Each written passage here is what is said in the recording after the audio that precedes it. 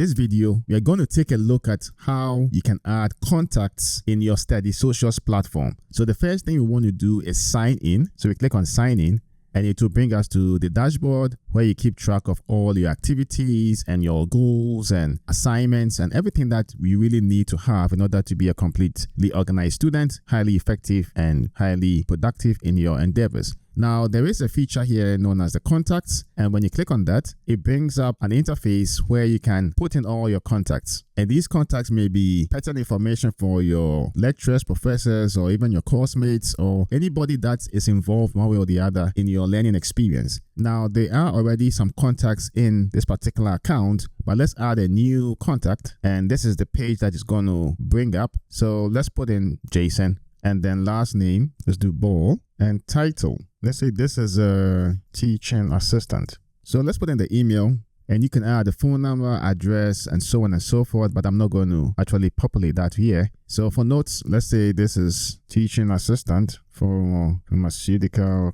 calculations 1. Click save. And now when you go to the contacts, you have your contacts right there. So that's Jason Ball.